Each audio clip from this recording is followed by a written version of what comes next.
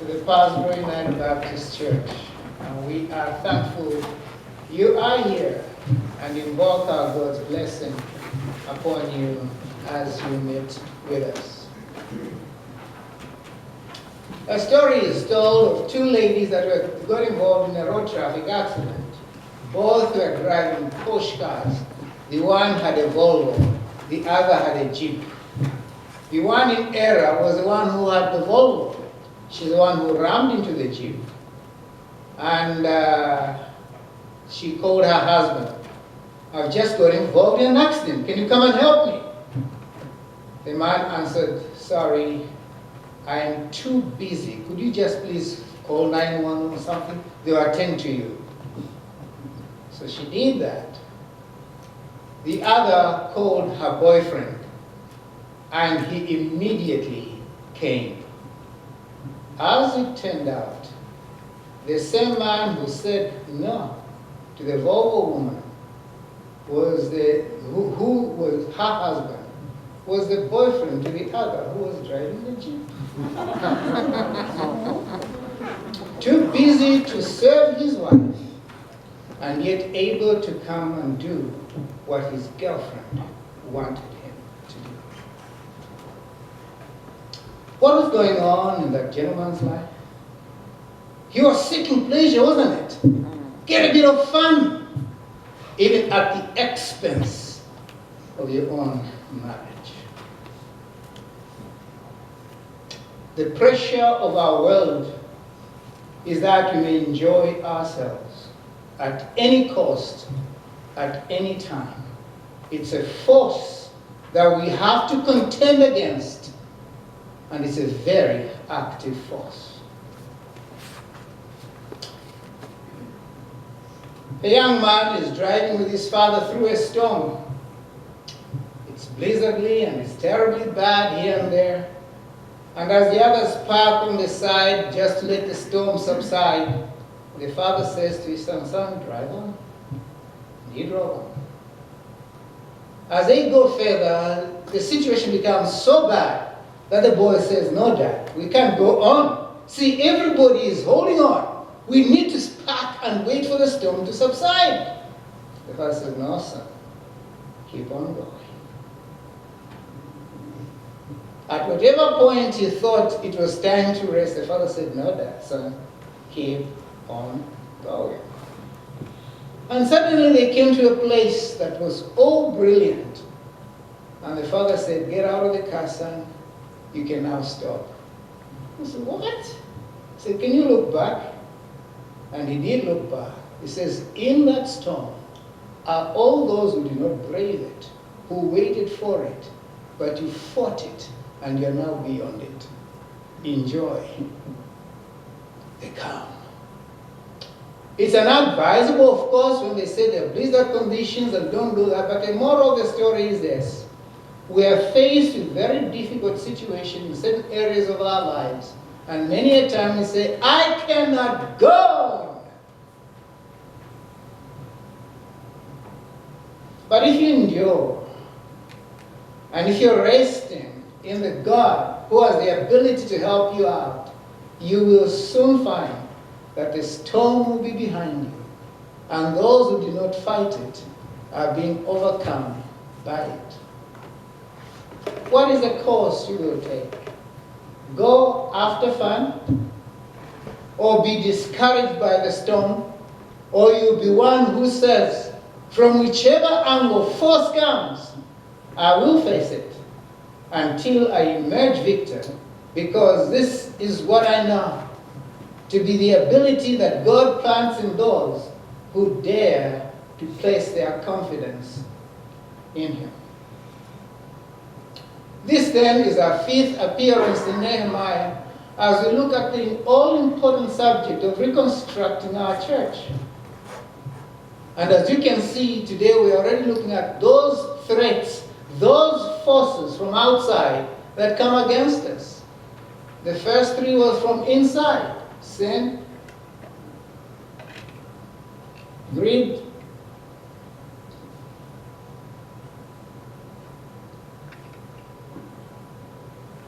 what was the third? Thank you. Now inside we have 3 again. Last week we looked at 1. It's gone. Today we look at the second. Threat or force. And God permitting, next Sunday we'll go on to look at trick or treachery. But all of us know that when we lose our sleep, when we are restless, when we are ill at ease, when we are troubled, it's only because the situation with which we are faced is beyond us. If a man should say to you, I'll kill you, you will just laugh. Can't kill who? Because I can snap you there and you'll be ground to pulp within seconds. But if a lion roars, suddenly comes in that door, Jackie will be the first to be here. And it's understandable because we know its might. You don't want to toy with it. Should we let outside forces militate against us to the point to which they bring to nothing what we are, who we should be, and how we should display God to the others? Certainly not. And Nehemiah takes 4 steps through which he actually emerges a victor over force, over threat. And if you follow his example, we too may emerge victors over force. Well, what was his first step? He did look at the plot of the enemy. In other words, he took stock of what was happening in enemy camp. When the enemy heard that the wall was standing up, they were angry and they decided that they should level threats against us. If you do not know who your enemy is, how will you fight him? How will you fight her? How will you fight it? So we ought to be aware of who it is that is contending against us. Even when they should seem friendly, when they are not in our camp, they are, so to say, enemies. He who is not with me, says Jesus, is against me. And he who is against me scatters. And so we know, whoever is not in the camp of those who are called people of God, that same figure is in a sense an enemy. But deeper and worse than that, the figure that militates against us, fights against us, is an invisible force called Satan.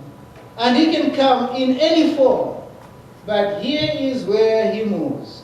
He moves in the lives and actions and utterances of people. And in the case of Nehemiah, here they were, now saying to the people in Nehemiah's day, we are better than you, we will fight you, and will be where you are even before you realize. And notice, 10 times over, they kept on saying it, we will be there. So it was no mean threat. It was a big threat. And they meant to make the people of God stop working.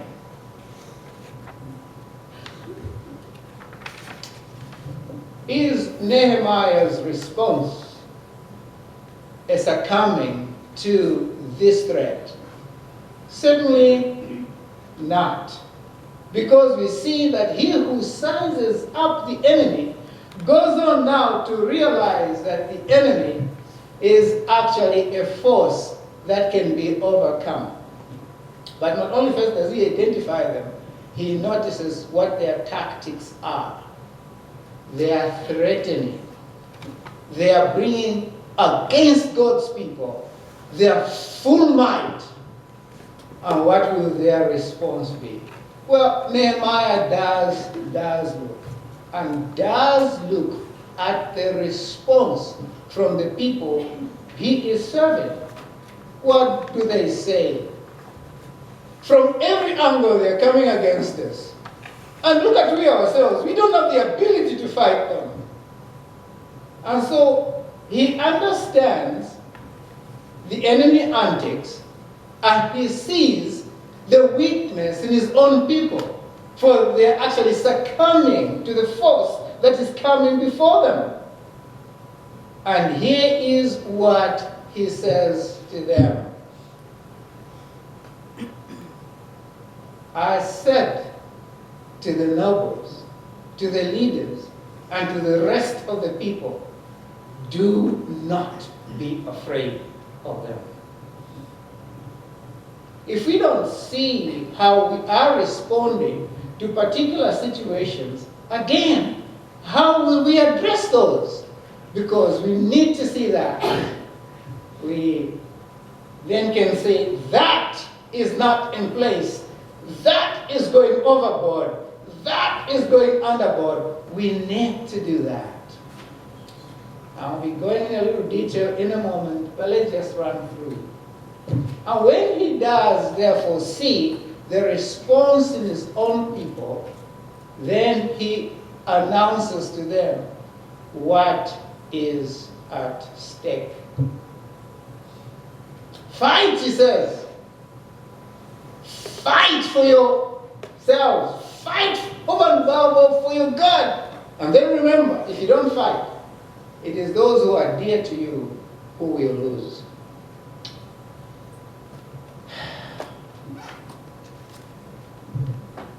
And in closing, what does he do? He says, this is how you become complete victors. Look up to God.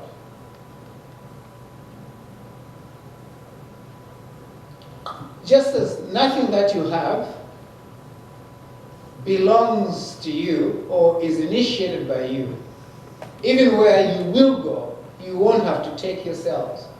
You need to depend upon him who has the ability to take you. But to just make that become more meaningful than otherwise, let's pause and ask ourselves, are there any forces that fight against us to stop us from spreading the gospel as effectively as we should? Yes, there are. When Jackie told her story, we laughed at some of the utterances she brought out when she talked about love. Because she did bring out the fact that there is a very great ill representation of love in our culture. I was teaching some 7-year-olds, 8, some even below. Yeah, I think that boy was about 5 or 6. The little girl was about the same age. And there's a little dance that I was teaching them. And in the course of doing that dance, the boy kind of danced around the girl and came to kiss. Then suddenly he stopped. And I said, what are you just about to do? She's about to kiss and say, why? She says, she's my girlfriend. I didn't laugh. It broke my heart. Because that is what those little things we are learning from home. Have a boyfriend and have a girlfriend. Even our young people here ask that. Some of them may feel, I'm not really living, I don't have a girlfriend. I don't have a girlfriend. That's the culture in which we are. As far as we are concerned, romantic love is a thing. That's what life is. I don't know any situation in which I have raised this issue and there have not been outcries from among the people. Because it's a common issue. In my first pastorate, I did a series at one time to do with sexual purity. I didn't know what was going on around, but I just felt the urge to do that. And when I was done the series, some young girls who were members of our church were actually being chased from certain homes in the compound because they were spending nights with married men, young women. 2 people, a young man and a young woman, came over to the office and said, Pastor, we don't know why you talked about that. That young man is now in a 3rd relationship after getting a child out of wedlock. And that young girl has been disqualified from leadership because she was running around with a married man.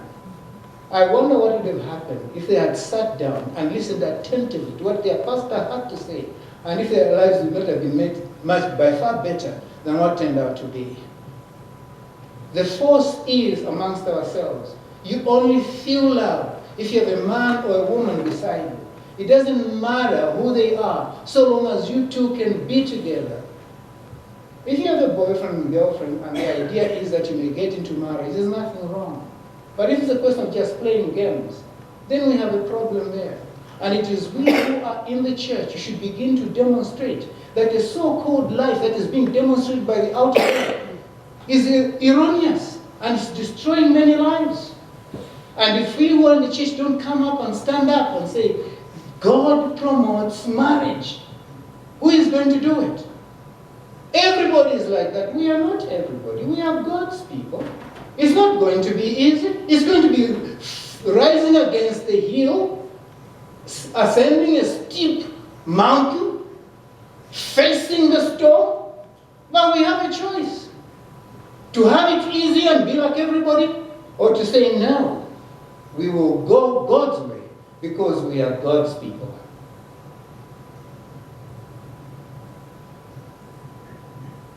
And Nehemiah had the courage to say, I'll go God's way.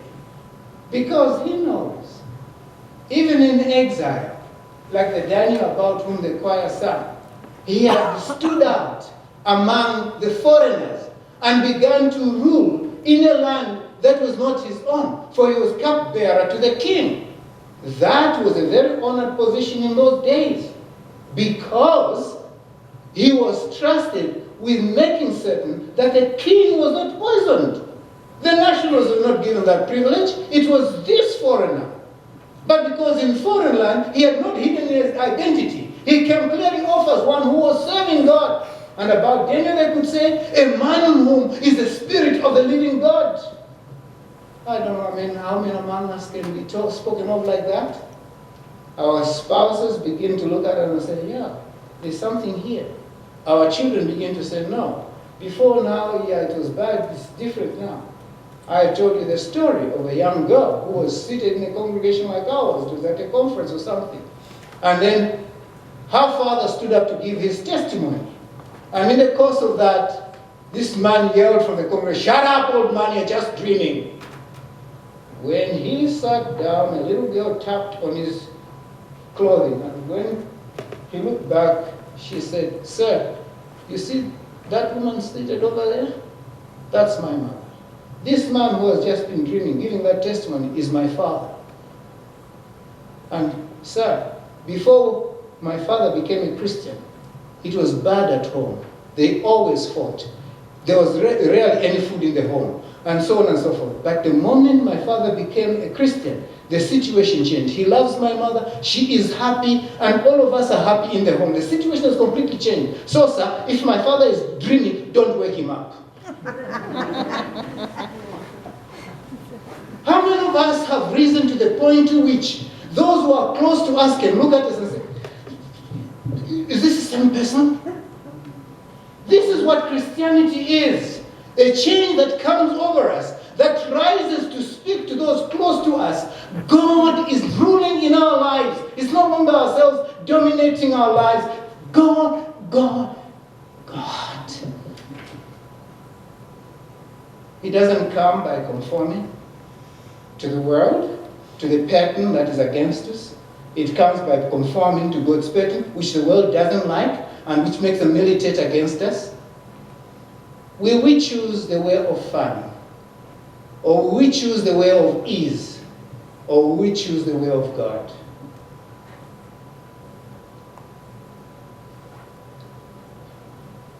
Our children who are given that story, I don't know how many of us sometimes test our own children and say, what did you learn? And sometimes I do that in our youth group and say, at the end of our time together, say, okay, what are you taking home? One thing that is never out of the children's tongue is, we had nice food. So you provide the food, keep on providing the food, it's bringing the children. But if I say, what was the memory verse you learned? Then we have problems. Can you recount the 10 Commandments? Oh, we are tired of them. Can you remember we displayed the Lord's Prayer at one time? It was exciting to you and to the parents. Can we go back to that again? The whole concept of fun has not only gone into our children, but into us ourselves. We come to church to have a good time. And isn't that what we ask our children when they come back from Sunday school? Did you have a good time? Did you have fun? That's all we think about. Fun and fun and fun.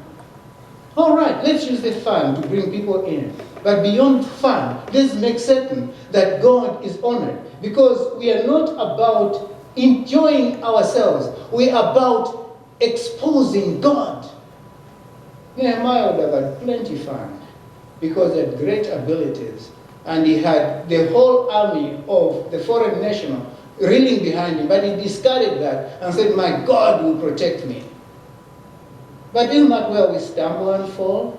We don't want our God to be our guide. We want our feelings to be our help. As long as I feel nice about something, that's good. I don't feel nice about church today, I won't go. I don't feel nice about the Bible study, I won't attend it. Oh, the prayer meeting is very boring, I'm not going there. Oh, it's very nice to go and serve a meal at this function, so I'm going there. Let's just pause and think. Is it about me? Or is it about you? Or is it about them? No, it's about none of us. It's about God and God and God. And do you know that our commitment to God is best tested not during those exciting things, but during those seemingly very boring things. If we can endure there, then we know who we stand for. But we're looking for fun. And when it's hard, then we give up. That's why now we have the market gospels. We tell you, if you bring $10 to church today, tomorrow you have 40 from God. If you give your whole salary, God will now give you a whole empire. That's what people are beginning to say, just to excite people about coming to church. But that's deceiving people. We must come to God because God, we know, is everything. And because He tells us, though your sins are many, they shall be white as snow. Though they be red like crimson, they shall be as white as wool. If you are obedient, you eat the fruit of the land. How many are here this morning to enjoy God? How many here to enjoy themselves? How many here just to say, God, these are my problems, take them away? Or how many are here to say, God, whatever problems they are, as long as you remain God, even if you kill me, I'll still hold on to you.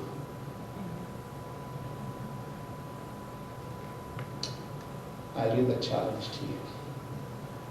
The forces that militate against us are many. And you can begin to think about that carries you away, makes you feel nice. Or that which makes you so problematic and say, this can't be good, these problems. And yet when it's sweet, the one who belongs to God praises. When it's sour, the one who belongs to God trusts. Will you do either of those? Or will you take offense and be drawn away from God? Jesus had moments when He was lifted up in God and moments when He was taken to the cross. But in both instances, He said, my Father is with me. He will never leave me, though all of you forsake me. Do you hold to God like that? What difficulties, what pains, what discrepancies, what areas make you say, I can't go to God, I can't hold on to God? Realize there are forces that want to stop you, so that this work may not go forward. But God wants it to go forward. Will you go with God? I pray you will. Let's